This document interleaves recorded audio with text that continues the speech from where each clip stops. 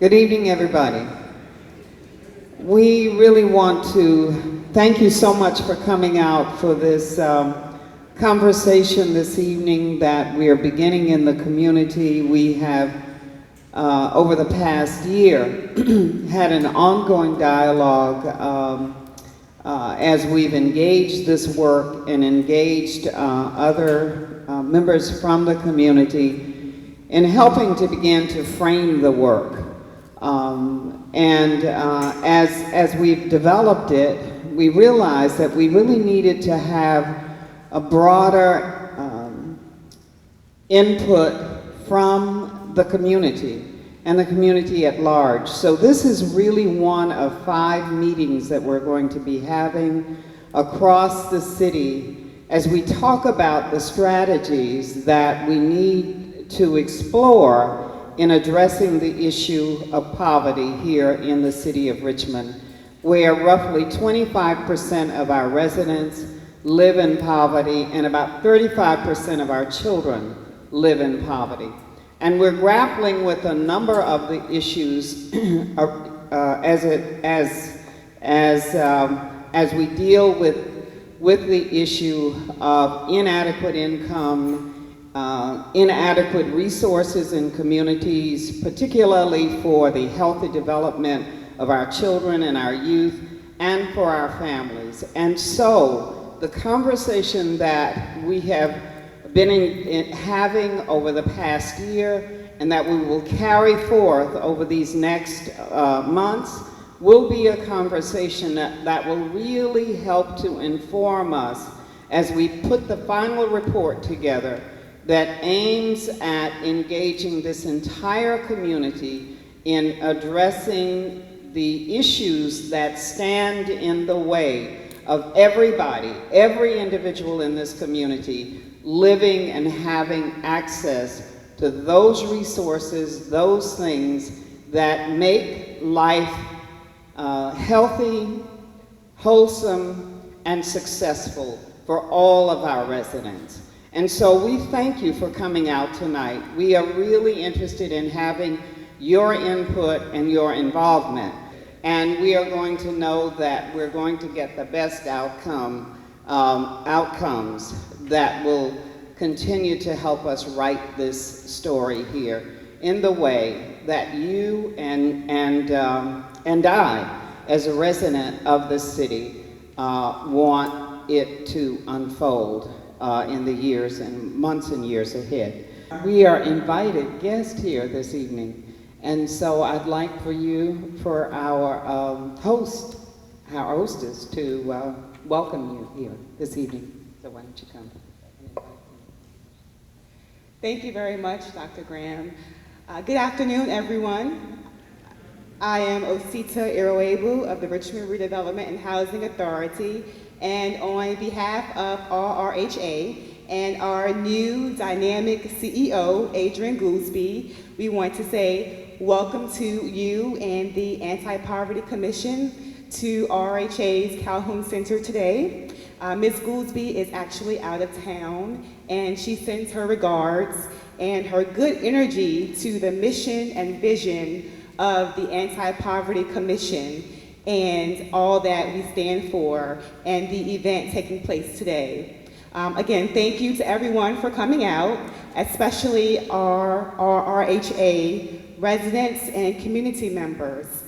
This is a very important time, and we thank you for being here to be informed and engaged in this very important and critical charge of reducing poverty and increasing potential and opportunity within our city of Richmond. There is a West African proverb that states, "The poorest place in the world is not the place without money, but the place without vision." Again, the poorest place in the world is not the place without money, but the place without vision. And I'm certain today that we all have the collective vision of building better and vibrant communities within our city of Richmond. And RRHA looks forward to working with everyone, our residents, our community members, our partners, the entire city, to ensure that all of our families and all of our children are given the opportunity to succeed and to thrive.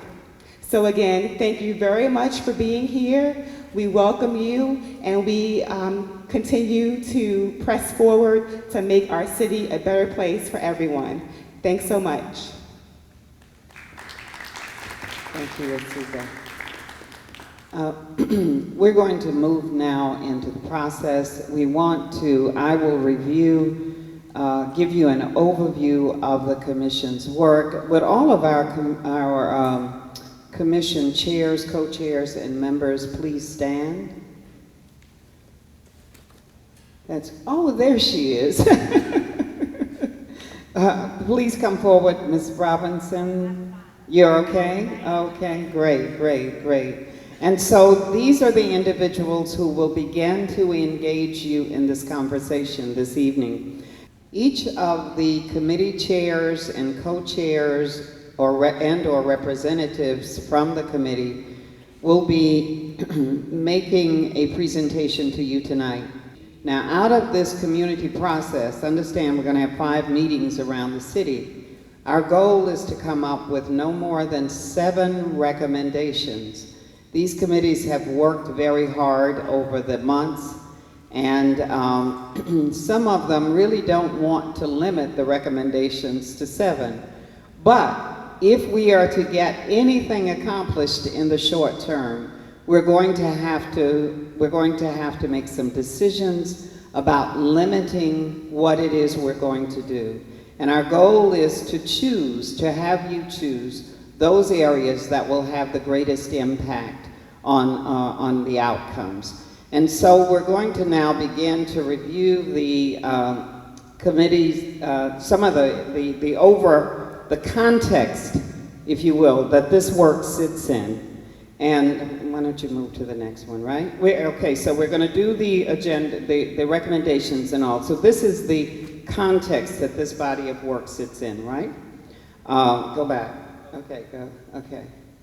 So I talked to you about what we've come to understand or define actually that poverty looks like here in terms of the percentage of our people who actually live at or below poverty. So about 25%, 1/4 of the city's residents it falls into this category that we define as being in poverty. And our 35% of our children, we are the fifth highest, have the 5th highest rate of poverty, children in poverty, in the state of Virginia. The median household income in Richmond is $38,000, but we realize that so many of our residents actually make far less than that and have to make ends meet on far less than that, okay? The unemployment rate is roughly about 9%. In some communities, it's far higher than that. We know that. Only 28% of the region's low-skilled jobs are served by public transportation. So we have a transportation system here that actually circles the city and doesn't go beyond the city's boundaries where many of the jobs are. And approximately 45% of our residents are actually homeowners. So the commission's charge was, from the mayor, was that he convened this body of individuals who represent a broad cross-section of the city, and he asked them to provide him with recommendations that had a demonstrated results that we could aim at reducing poverty. So it meant that we were to look at the areas that we decided fell into the various committee areas, and out of that were to look at what was going on around the country, what the best research tell us that we could use in the city of Richmond to begin to impact poverty, and that we would identify those strategies that would be consistent with making the city a top-notch or tier 1 city in the 22nd century. And our recommendations had to be detailed, and we were to finish the work within 12 months. Okay.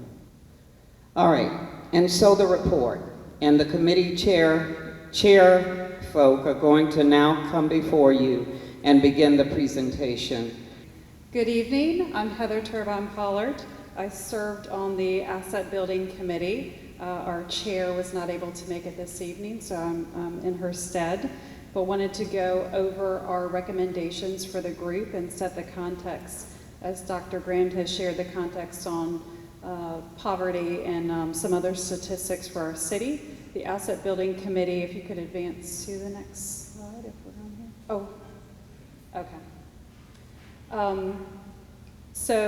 The Asset Building Committee was really charged with exploring successful strategies that are working in other cities and other programs across the nation around asset building. So first, let me clarify some language. What are we talking about when we talk about assets? So you have a job, you make a living, you have enough money to pay day-to-day expenses. That means you're income adequate. It does not mean that you're asset adequate. An asset adequacy is when that storm comes in your life, when that financial crisis hits. Do you have enough money saved to weather that storm? So really you're looking at assets. What are those assets that folks have available for them? So I'll just sort of delve into the strategies. One fundamental strategy is financial education. So making sure that folks are prepared for those storms by understanding budgeting of their household budget. So again, we looked at financial literacy education and really targeted those in neighborhoods on the south side that have a very high Hispanic population, as well as public housing, specifically targeted for those who are facing eviction. So how do you build assets in folks at the beginning of the pipeline so that you can prevent eviction by helping to build and support assets? We also talked about engaging for the South Side community, specifically the Hispanic Liaison's Office and its work with the Hispanic population to really boost up very specific and targeted financial literacy for that. Is there a next slide that shows that? Yeah. So one of those key components to build assets is to build personal knowledge and connection to the value of financial literacy and education. We're lucky to live in a community with a whole host of programs and services around financial literacy. So it's how do we better connect that web of services that are available and bring them into communities so that everyone can participate and partake in those activities. The next recommendation from this committee is individual development accounts, also known as IDAs in the business, and that is a match savings program. So if you put in $1, I match your dollar with $2 or $3. We're lucky in the state of Virginia to have a statewide individual development account. So really the group looked at that current IDA participation, and we know that not enough people in our communities are taking advantage of that. So again, it's a 1 to 2, 1 to 3 match, and again builds up the asset building component of that individual who's participating in the IDA program, who is going to purchase a house, who's going to further their child's education, who might want to start a small business. So again, the IDA is a tool and a match savings program, but it's also shored up by a whole lot of activities that lead to asset building in participants. So again, look at that, connect that with residents, find ways to be the intermediary of that, and boost up our already structured statewide individual development account program. We also talked about the importance of an alternative IDA program for the Hispanic community. And then lastly, the recommendation is really around an initiative that's happening across the country in various cities. Started in California, Norfolk here in Virginia just started a Bank On initiative, and it really is a program. It's sort of a three-legged stool that looks at local government engagement, service providers, and financial institutions. How do all three of those entities really lift up a message for the community around those who are unbanked and underbanked? So 23% of Richmond households are underbanked. And about 14% are unbanked. Unbanked means that you have no checking or savings account. So it's asset number one to be connected to a financial institution, to have access in your neighborhood to a financial institution, to not go to alternative products that are not giving you your best bang for your buck, right? So really connecting people. And the Bank On program has worked very well in other cities, championed by local governments, alternative financial institutions, mainstream financial institutions like credit unions that really help support that initiative, building public awareness around financial literacy, but also have an alternative product for people so that they're not taking hard-earned dollars and using too much of them towards alternative payday lending. So those are the three recommendations. I'll be short and sweet. Our next committee chair is Dr. Kevin Allison, and he's going to be talking about education and workforce development. Dr. Allison, I know I saw you. Thank you, Dr. Graham. So if you'll go to the next slide, you'll basically see what the charge of the committee was in terms of looking at issues relative to education and workforce development. We were particularly happy to have a small charge for the committee that was very narrow, and that was supposed to be funny.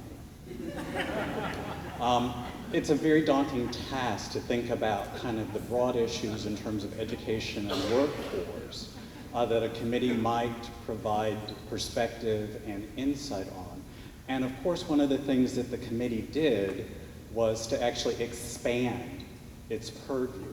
Because if you look at this, there are recommendations to focus on strategies that might prove to be effective in the city, target the subject population, but really an uneducated adult population for a changing economy. So if we go to the next slide, you will see that we actually focused on a broader developmental perspective. And part of that came from our knowledge of the work that's been done nationally around the importance of early childhood development. And so we really felt like we could not comment on issues of education, on issues of workforce, without taking early childhood development into account. So there are reports that suggest that when we look, for example, at critical thinking by school age, some argue that up to 85% of those capacities are developed in those early years. We also see from other states and from national work that when there are quality investments, and I underline and would emphasize quality, when there are high quality investments in early childhood, we can end up seeing things like reductions in the numbers of students who are held back, reductions in referrals of students for special education placements, less contact with the justice system. Those are important individual outcomes, but they are also important outcomes for taxpayers because those early investments also reduce the burden of tax in terms of whether it is remediation or whether it is incarceration. Trying to play catch-up is far more difficult. So, in terms of recommendations, the committee thought that it was particularly important to look at those increases in early parental and family supports. There is work done by Smart Beginnings, by the city's Early Childhood Initiative that really focuses on connecting families with high-quality interventions that reduce risk and that promote positive outcomes. These interventions often involve connections around maternal and child health, positive parenting, safe home environments, and connections to services. Currently, estimates are that approximately 300 to 400 are served, but the estimated need relative to families that may be appropriate for these support services is around 1,700. So the recommendation was to really direct funding to those initiatives to expand the coverage within the city of Richmond. There were other recommendations. There were some concerns in the committee around are looking at indicators such as standards of learning. So when we look at, for example, how our students are doing, and we look at the measurements of whether they pass SOLs, we may not be remembering that those are minimum standards. Those are the minimum standards we want to see among our children and young people. And when we start to look at conversations internationally about what our students need in terms of being competitive relative to workforce, minimum standards are not going to be adequate. So we do have to have some focus that moves beyond looking at SOLs and is really looking at those competencies that we want our young people to achieve. And so making sure that we're capturing those who do not have basic literacy, making sure that we have put in place appropriate assessment and screening tools that are beyond SOLs to make sure we're capturing and providing the kinds of core competency supports that our students need. There was also the recommendation to consider what has been done in some other communities that is a commitment scholarship program. This has been done in some cities. Other states have been looking at this, where there are 4 students who make it to and through high school meeting admission standards, that this is set as a goal, as kind of an aspirational goal for young people, so that as they are moving through their education, that they know that if they meet those standards, that the community has made an investment to ensure that they would be able to enter higher education. So, okay. The second group that we focused on were youth, and with a special emphasis on individuals who may be disconnected. And here we are talking about young people really between the ages of 16 to 24, who may not be enrolled in school and who may also not be employed. Thad Williamson, who we'll hear from a little bit later, has estimated that in our community there's some place probably between 2,000 to 3,000 of those young people. With these recommendations, also commenting on NCLB, one of the things that's occurred as we focused on accountability, there have been fewer investments in technical and vocational training. Part of what we know is in terms of certain aspects of employment, a student does not necessarily need to go on to college, for example, to be self-sufficient. That is, to be able to take care of themselves, their families, but they do need high-quality technical or vocational training. And so these need to be real-time. And in part, that is because when we look at many technical and training resources and opportunities, the changes that are occurring in the workplace are so rapid that we need to make sure that those collaborations and connections are happening so that students have the most up-to-date and most relevant training that can help them move effectively into employment. You'll note that there are going to be some connections, if I can have the next slide, some connections across committee because our committee's connected, and really a lot of the work has connections across. When we think about employment, used to be that you could get a high school diploma, and oftentimes there were jobs that were readily available in terms of manufacturing, in terms of the structure of the workforce. It was easy to make that transition. In some communities, you didn't really need to finish high school. What we know now is that as we look at the 21st century, the conversations are that we need a variety of skills. We need to be able to collaborate. We need to be able to effectively communicate. We have to engage in terms of media and technology. We have to have those core skills, but we also need to be ready for jobs of the 21st century. Many of the jobs that exist today didn't exist 5 years ago. They didn't exist 2 or 3 years ago. The workforce is changing, and so how do you prepare adults and young people for those careers? For a segment of the adult population, because of a range of challenges, whether it's the economic downturn, and here we're not talking about those individuals who have skills that they're going to be able to retool or transition easily, but there are individuals in our community who, for a range of reasons, may have been those disconnected young people and have found employment challenges across their adult years, or because of other kinds of family or individual circumstances may face difficulties. What is emerging is a national conversation in terms of saying that, again, these connections between employers and workforce training is critical.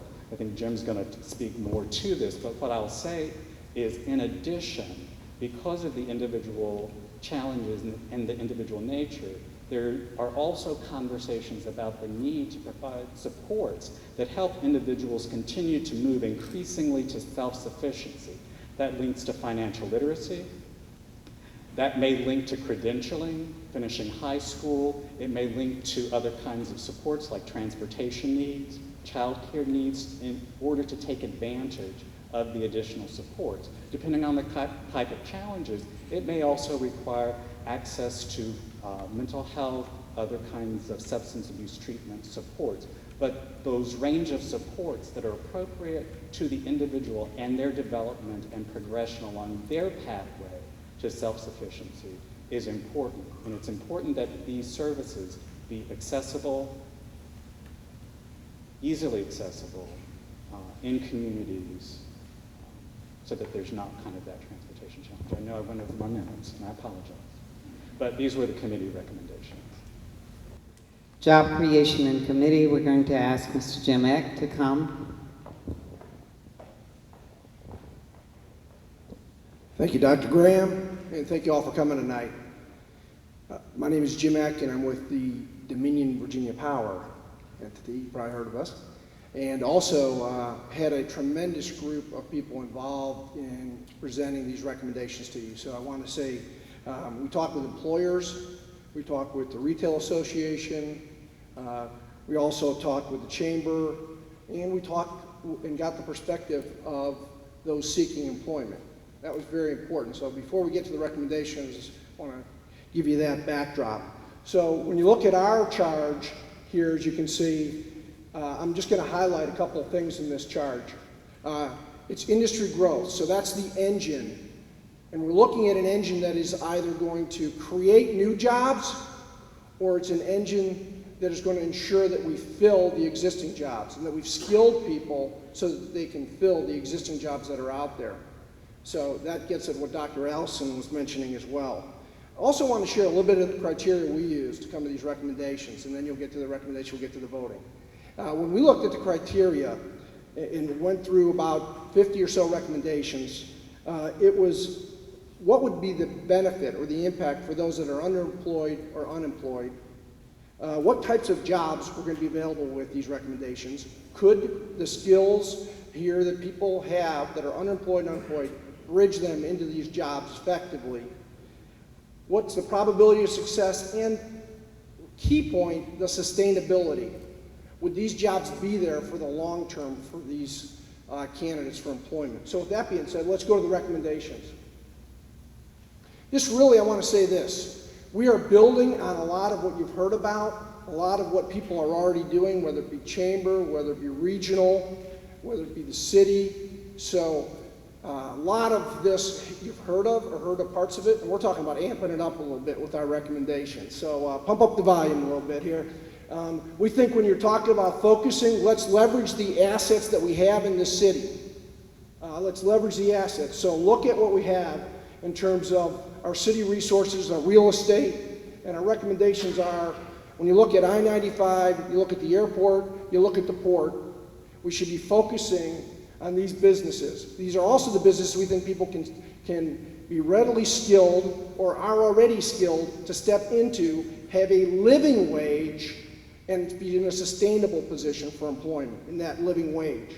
So the businesses we recommend targeting, the logistics, distribution, fulfillment. You've seen some of those announcements recently about logistics and fulfillment to the region. We think we should continue to play with that opportunity. The advanced manufacturing, these CNC milling, some of these different skill sets here that you see, people can be trained, and then they can go into those jobs, maintain those jobs, be effective in terms of this advanced manufacturing. It is actually a growing sector that you'll see within the United States, and we're well positioned. Again, tied to our geography, our location, to the needs for the manufactured products, as well as to transportation, the multimodal transportation. And thirdly, call centers. And call center attraction would be call center attraction in the region. And then the transportation to get people to those jobs. So whether it's in Richmond or near Richmond, we think we have an adequate set of buildings that are already wired, set up for call centers. You'll see those, there's several announced, but we also have other buildings that are ready for use for attraction in terms of call centers. So let's target those businesses, let's focus those businesses and bring them to Richmond, in the Richmond area. Leveraging off of that, as far as the Commerce Road corridor, really talking about really focusing on a multi-use development area there. There's existing properties, there's properties the city has already, and you're tying right in with the port. So the potential here to attract businesses and also play that into a mixed-use development. Thirdly, let's give the mayor something that the governor has, which is an opportunity fund. So we, in business, we see where the counties have that. They can seal the deal. They can close the deal. It's an incentive tool that brings an employer in when they're debating between two locations. Give the mayor that opportunity to bring forward some incentives to bring that business to Richmond. All right, and this second set of recommendations here, creating transitional employment opportunities, is very much aligned with what Dr. Allison already talked about. But I want to highlight one thing. When we talk about developing these career pathways here, there is a partnership and a requirement that it is training with a commitment from the workforce development organization, part of the city, the candidate, but also the employer. So the employer is committing that I'm training to a job. So part of this is not about I'm training and hoping for a job. It's the employer engagement, commitment. They help build curriculum. They work as instructors. And then they commit to hire on the back end of this. And then when they've hired them, the other piece of this is also the game's not over.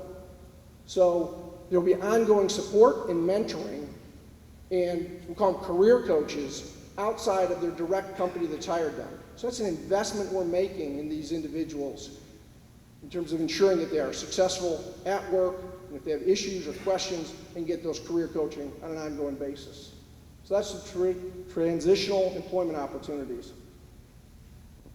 And lastly, what we heard from, as we talked to some of the businesses, retail, etc., was when I go to some of the counties, I'm up and running in a few days. When I come to the city, I have to go to one place, then I have to go to another place, I have to fill out other paperwork, then I have to go to another place to get a license, then I got to go to zoning, then if I want economic development, I go to another office. It takes longer. I'm not casting any judgment, I'm just saying we heard that from people that we interviewed.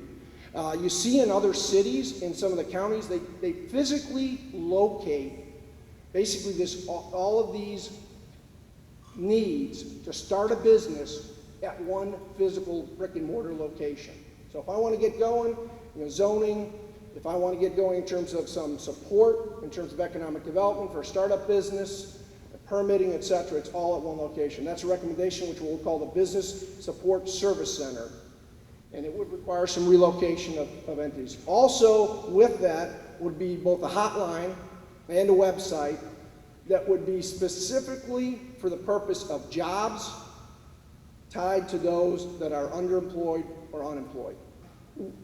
Dr. Allison already brought this up. There's such an integration required with these recommendations with workforce development and education. Just highlighting also, Dad's going to talk about some policy integration issues here so we don't de-incentivize either the employee or the employer. And then the transportation you'll hear about a little bit later also, making sure we get people to jobs in a timely manner so they're not taking half their day to get there. You'll hear more about those. The next this work group has to do with policy and legislation changes. Whenever you begin to change things, it means that you're going to have to be very clear about what the policy agenda is and also where we might need to make legislative changes in order to realize some of the goals that you're going to see. So we're going to ask that Dr. Thad Williamson, who chaired this committee, to come and make his presentation.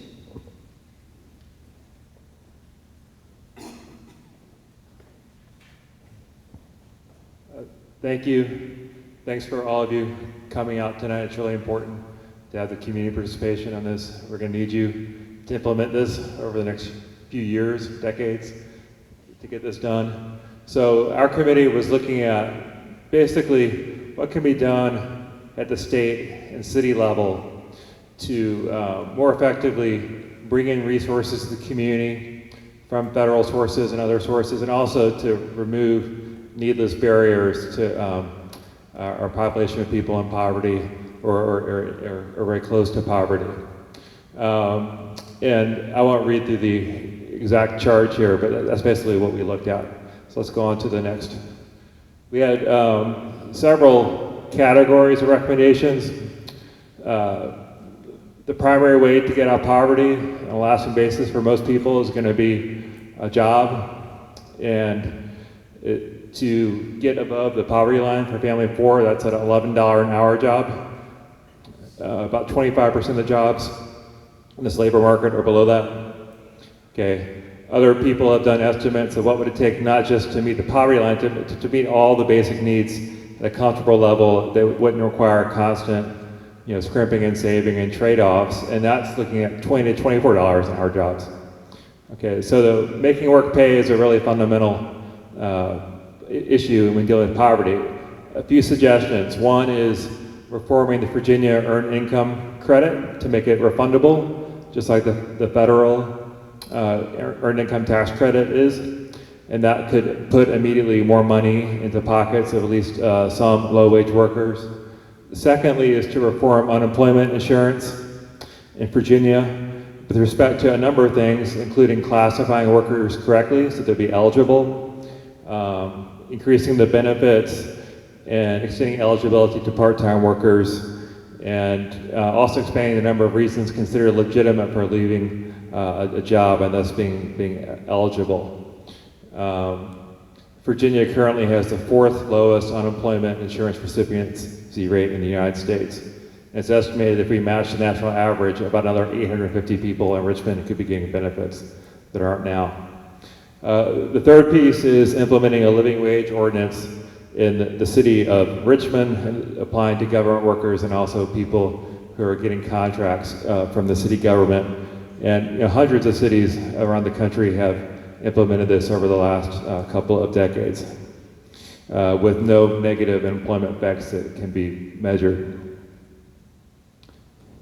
Let's go to the next one. Strengthening and making more effective the safety net. The safety net is incredibly important in minimizing the damage of poverty. Now, the official poverty rate that we quote does not take into account the government benefits people receive. It doesn't take account of taxes either. In some ways, it's just a measure of what people are getting from the market. And some of the policies we have are incredibly helpful in making sure people can eat, have a house, and survive. And most people who go into extreme poverty bounce back within a couple of years. Okay, so the safety net is very important. Some of our recommendations, so food stamps. Currently, there's 6 million people nationwide, is estimated. Food stamps are their sole source of income right now. And it's very important that everybody who needs food stamps can get it, and that Virginia changed some of its rules to make more families eligible. And so states have a lot of leeway in defining the rules exactly, and so we think the state needs to pursue a more generous line to get as many people as possible that essential food benefit. The second piece is on the Temporary Assistance to Needy Families program, commonly known as welfare. So the maximum cash assistance in Virginia has not increased since 2000. That was a while ago. And for a family of 3, it's at $389. And of course, it's also time limited now. So that's a very limited amount of funds, especially also considering the things that are asked of people in the TANF program in terms of work or other kinds of training commitments. So we recommend increasing the TANF benefits statewide to lift it closer to the, so if you're getting those benefits, you're doing the work, you're much closer to the poverty line. Right now, if you're getting those benefits, it's 58% of the poverty line. Okay, a third big piece coming down the pike is what's going to happen with healthcare in the next couple of years. Assuming President Obama's plan is upheld by the court and begins to be implemented next year, again, the states have a lot of leeway in how it's implemented. That can make a big difference for how it's experienced by people on the ground in Richmond. We're talking about at least 20,000 people are going to be affected and stand to benefit. But it's important that the state set things up in a way that's user-friendly, that allows people to rotate through different aspects of the program without being cut off at any point, and to make it as user-friendly as possible. Okay. The last piece here is expanding the eligible residents, the uptake into these different programs that are available. So nationally, this is 2008, it's probably less now, but before the recession started, only about 30% of poor families nationwide were actually getting TANF benefits or involved in some way. And Virginia was 27%. Again, there's huge state variance. California is over 70%. It really all depends on what effort the states are making to get people signed up. Okay, and there's a lot that we can do even locally to try to get more families involved. And no one is saying this is a solution, but this is an important stopgap to help families survive, especially during these difficult times that we've been going through the last few years. Okay, next slide. Okay, we have a number of barriers to escaping poverty and strengthening households and families seeking to escape poverty. Key issue in Richmond specifically, removing the felony label that's stuck on folks in Virginia, which affects the right to vote, affects their right to get a job or ability to get a job, affects the ability even to be a community volunteer in some cases. So we're taking many young men and women, but particularly men, getting in trouble for some reason or another at a very young age, and then they get this brand on them that just doesn't go away. And that's within our power to change. One thing even the city government could do is to stop asking, are you a felon for some of the applications? And we have a whole list of detailed recommendations of things that the governor could do to advocate for to make progress on this issue. Related to this, of course, is supporting alternatives to incarceration. Seeing jail is really the last resort, having a clear understanding of the long-term damages to both individuals and their families and the community when you get involved with incarceration, particularly for the nonviolent offenders. And it's really seen as the absolute last resort and creating as many alternatives as possible. The third bit, we have your disconnected youth is connects with what Dr. Allison says. And so again, I guess the bit that's different here is thinking about how the city might, get people on the street, so forth, and do outreach to draw in youth into different programs. You can't just post on the internet and expect people are going to show up. We're going to have to need people get on the street and do outreach, and really create community street leaders who can pull youth into the different opportunities that hopefully will be made available in the not too distant future.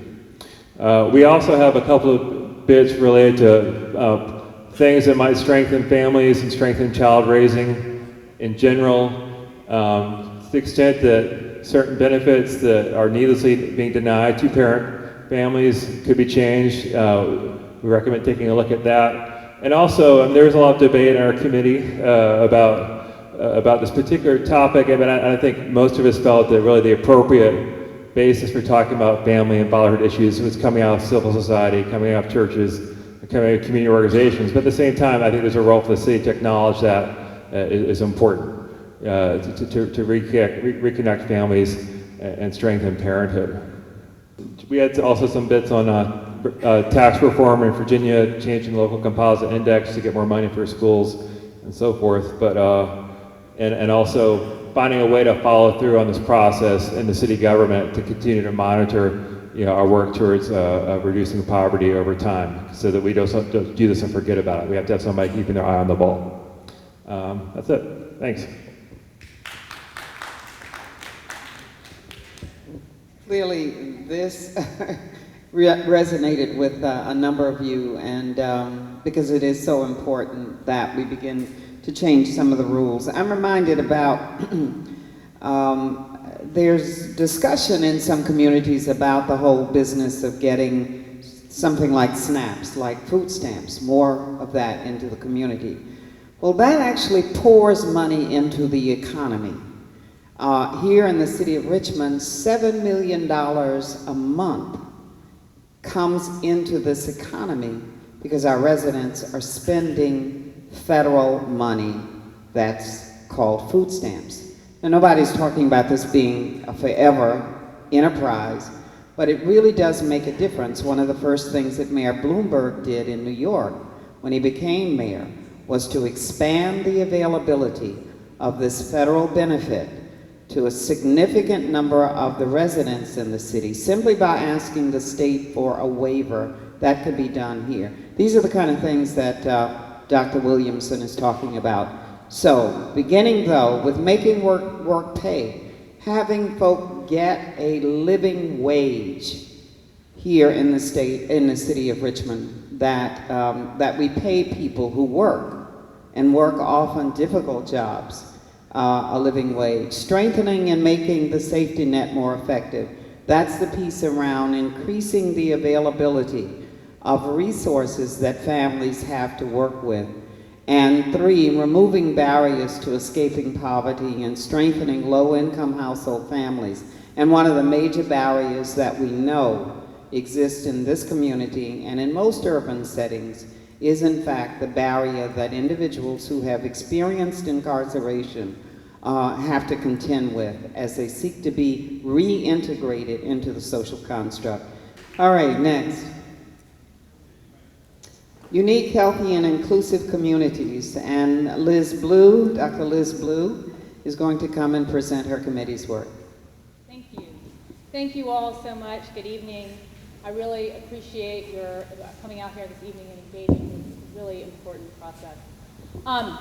As you can see, as so many of the other committees, we had a very broad charge. We focused, really turned to focus on the healthy and inclusive part. Our committee, after much discussion, research, engaging members of the community, really came to the not surprising conclusion that having a safe, decent, and affordable place to live is one of the most important steps in building and sustaining a healthy life. So it was our committee's primary recommendation that the city undertake the development of a comprehensive housing plan with private and public partners. There were a number of critical elements that we thought should be an important part of that plan. I don't have time tonight to go into all of them. I think what is the most important, there are two ones that I want to focus on. One's so important that it's its own recommendation. But the other thing is that the process itself be inclusive. So critical to successful planning for a vibrant, healthy, and inclusive community is the planning process itself be inclusive.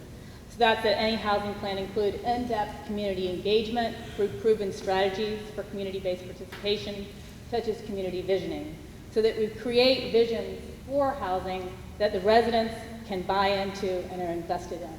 That's how it's going to be successful. That was our first recommendation. If you could, the other thing that was so important that it became its own recommendation is that any redevelopment of current public housing stock utilize a public policy strategy that does not displace low-income residents, so that people are not displaced when the redevelopment occurs. And then our final recommendation is that, and this really, again, reflects some of what Dr. Allison talked about in his first recommendation, is that there is often a disconnect between what services are and are available and how people are connecting with them. There are a variety of models that are possible. We didn't recommend a specific model. The City of Charlottesville, Virginia has applied for and received recently a U.S. Department of Housing and Urban Development Resident Opportunity and Self-Sufficiency Grant, it's a mouthful, to fund service coordinators to help public housing residents gain access to services they need to reach self-sufficiency. Fairfax County in Northern Virginia has implemented coordinated services planning models, which is the best practice model for linking those in need with services available. There are many models. We recommend the city adopt a model, but the most important thing was that that model include as its goal the empowerment of residents to reach self-sufficiency as a fundamental value. Thank you. Now, our last task force focused on transportation. And this has been, all of it's been such a great body of work. This was co-chaired by Councilwoman Ellen Robertson and Mr. Dan Gecker, who's a county legislator from Chesterfield. And, but they were supported by the Richmond Regional Planning District, Mr. Bob Crum, who's here with us this evening. And we want to thank him for the great work. And these are the other committee members who are also here. And Dr. Reverend Ben Campbell, right, is going to make this presentation. Is that right? Along with Mr. Crum. Okay. All right. Hello, good evening.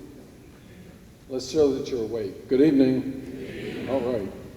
We're actually, I'll just go down this. We're looking at public transportation in Richmond. That's what it says. Look at it. So we're looking at it. And what we're going to do is we're going to flip around our presentation. So if you'll just run right through the recommendations quickly, keep going, there. I'm going to let Bob Crum from the Richmond Regional Planning District Commission present this first part of the report. Thank you. What we were asked to do is look at the relationship between areas in the Richmond region and the city of Richmond that have access to public transit service and the connection or relationship between those areas and where the jobs are located in our region. And with the assumption going in that there are just too many people in our community that can't get access to the jobs that are available in the Richmond region. So we looked at all types of jobs. We looked at what we call Tier 1 jobs, which are jobs that might require technical skills like construction jobs or manufacturing jobs. And we also looked at Tier 2 jobs, which are those jobs that might be in finance or in engineering or more professional-oriented positions. And what we did is we studied the 4 major corridors within the Richmond region. We studied Broad Street, Hall Street, Midlothian, and Jeff Davis. And what we did is we looked at these areas from the city core, extending out to the Beltway system, out to Route 288 and out to Route 295. And what we were interested in is taking a look at what portions of those highway corridors have access to public transit service, but then looking outside of those areas along the corridors that have access to public transit service, how many jobs are out there that if you live in the city core and you don't have an automobile, how many jobs are out there that you can't get transit service to compete for those jobs?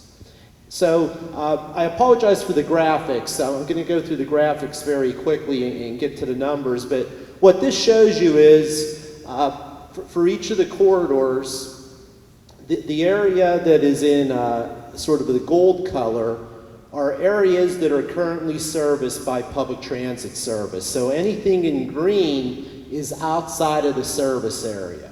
So if you could go back a second, so just to give you an idea, this is the Broad Street corridor. In the Broad Street corridor, we have about 106,000 jobs that are served by public transit service, but you have over 33,000 jobs that do not have public transit service to them today.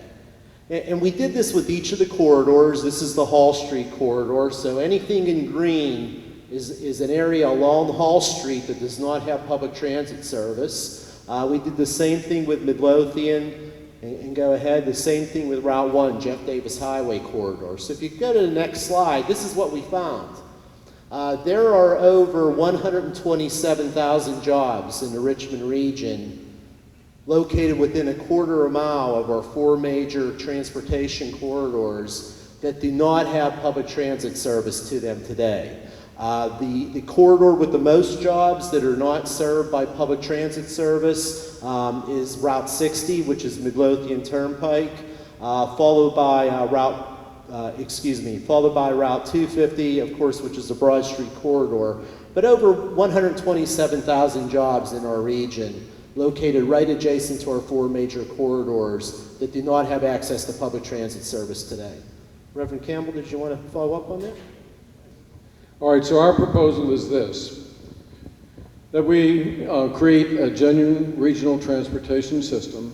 The core of it being, Richmond's in a great position to do this. We still have the majority of our jobs very much related to these basic trunk highways that we have. In fact, the aggregate numbers are that only 28% of our jobs today are accessible by public transportation. That makes us the 92nd city among the 100 cities in America for that. Only 28% currently accessible.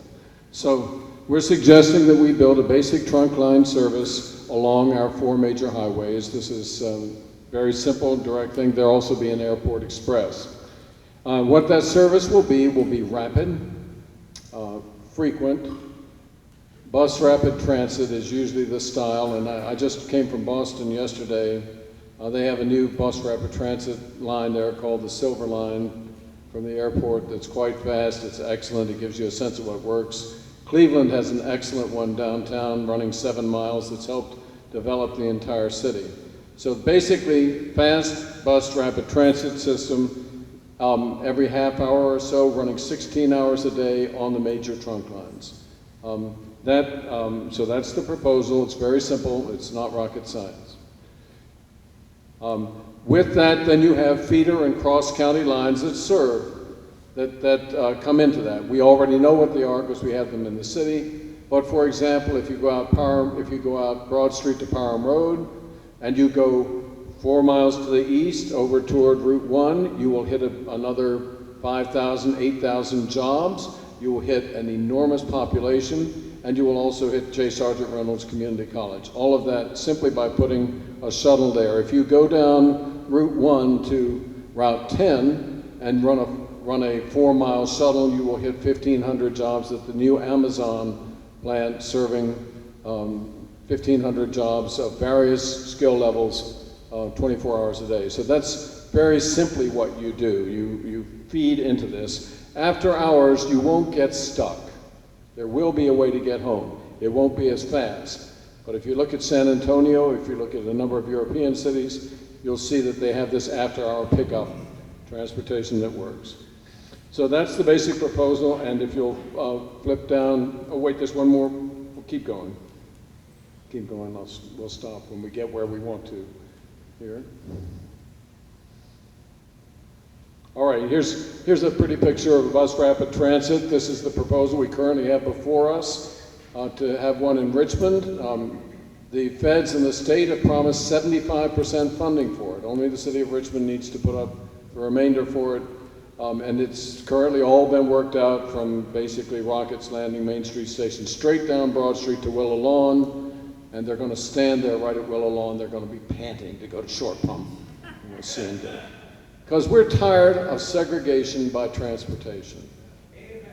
We don't need it. We need economic opportunity for all our citizens. Next picture. Another picture. This is bus rapid transit. It works. What they do is they speed up the buses. They have fewer stops. And they stop at the major places that you need to get to. So it really works. I think we got one more recommendation though. Second recommendation of our committee is to enhance existing car ownership programs. There currently are 2 programs working with the City Department of Social Services that can help provide low-income individuals with vehicles.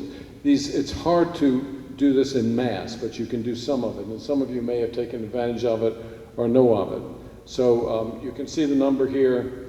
Since 1998, we've gotten 644 vehicles through this. We want to enhance and expand this program if possible. I think that's it.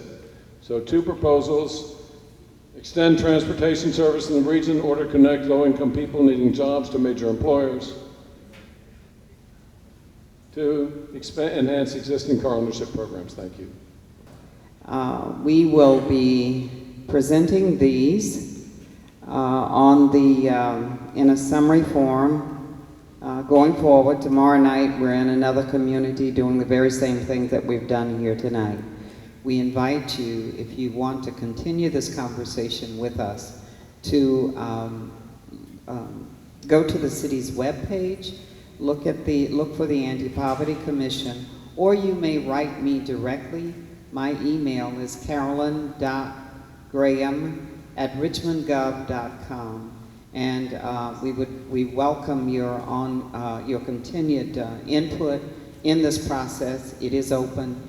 Every recommendation of the committees will be included in the document. We are simply prioritizing those recommendations now. I thank you all so much for coming. Councilmember Robertson, would you like to have some closing remarks?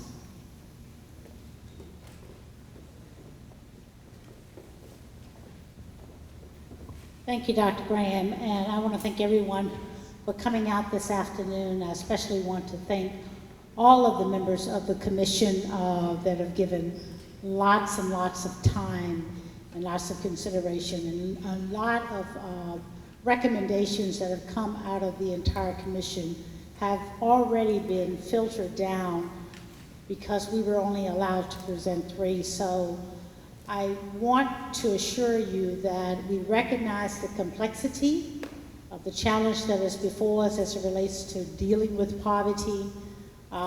We are still going to have to streamline this list down again, and that's what you're doing now in your comments and helping us to get to that point. At the end of the day, what we want to make sure is that what we end up with has the greatest impact and has the greatest ripple impact. Is it going to address every great opportunity and great resource strategy that we can put on the table independently? No, it's not. But at the end of the day, as some of you have mentioned, we don't want to keep talking.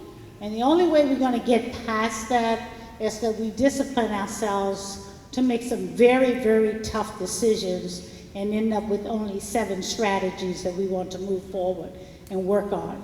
So whereas I respect the fact that there are lots of good recommendation. At the end of the day, what we are asking you to do as residents, and especially residents that are of poverty, because it's your voice that we want to hear most as it relates to these community discussions. So I would encourage all of you who live in the public housing communities and other communities and know people that fall into the level of poverty, please encourage them to come, because we really want you to influence the outcome of the vote.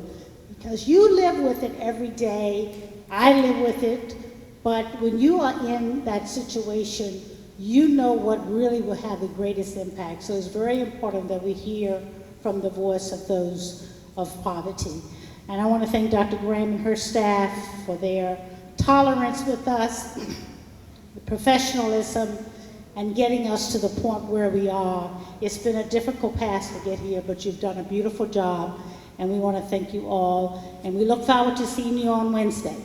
Thank you very much. And before we leave, I want to acknowledge Dr. Cynthia Newbill, who has joined us from the City Council, and Reverend Nelson, who is here from as a legislator from Henrico County, one of the newest legislators elected to that body. I want to thank him for being here, and certainly all of you. God bless you all, and thank you so much for your ongoing input into this process.